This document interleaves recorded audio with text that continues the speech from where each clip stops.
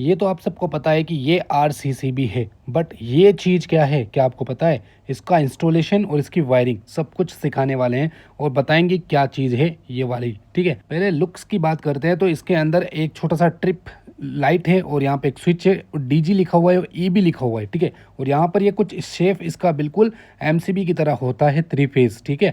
लेकिन इसके नीचे की तरफ कनेक्शन है, ऊपर की तरफ नहीं है। नीचे की तरफ आप देख सकते हैं 1, 2, 3, 4, 5, 6 कनेक्शन है। ऊपर की तरफ लिखे हुए हैं neutral phase EB, neutral phase DG और लोड न्यूट्रल फेज़, ठीक है? लोड के अंदर तो आप सबको पता है कि घर का जो मेन कनेक्शन होता है वो आउटपुट की साइड में कनेक्ट किया जाता है, यानी लोड वाला मैंने कनेक्ट कर लिया है।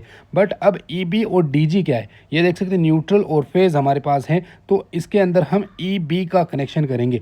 ईबी के अंदर एक फेज़ वाला फेज़ में, न्यूट्रल वाला न्यूट्रल में। ये हो गया ईबी कनेक्शन। ये ईबी का मतलब क्या होता है बताते हैं। अब देखो यहाँ पे येलो एंड ब्लू वायर मैंने ले लिया है। अब ये डीजी के अंदर लगाएंगे, यानी डीजी के न्यूट्रल में, डीजी के फेज़ में लगा देंगे और ये वायरिंग बिल्कुल कंप्लीट हो जाती है। ये देखो न्यूट्रल फेज़ हमने ईबी में लगाया, ईबी, और डीजी के अंदर भी हमने न्यूट्रल फेज़ लगाया, बट लोड के अंदर हमने आउटपुट लोड कनेक्शन दिया है। अब मैं बताता हूँ ये क्या है। ये है मेन बोर्ड, जो कि मेन मीटर की लाइन आ रही है, मेन लाइन, ठीक है? इसका कनेक्शन आपको ईबी वाले यानी कि इलेक्ट्रिक बोर्ड वाला कनेक्शन आपको कनेक्ट करना है। यानी सिंपल भाषा में बोले तो मीटर की मेन लाइन को इसको यहाँ पे कनेक्ट करना है। अब देखो लाइट चालू करते हैं तो लाइट चालू हो जाती है एकदम सॉफ्ट तरीके से। अब डीजी का कनेक्शन करते हैं। डीजी का मतलब होता है डीजल जनरेटर सेट, ठीक है? तो ये जनरेटर मैं साइड में कर देता हूँ और इसके अंदर मैं डीजी वाला कनेक्शन कर देता हूँ। यानी अब आप समझ पा रहे होंगे ये ऑटोमेटिक चेंज ओवर है, यानी कि इसमें कोई चेंज ओवर मैनुअली नहीं होता, ऑटोमेटिक ऑन ऑफ सेटअप होता है, ठीक है?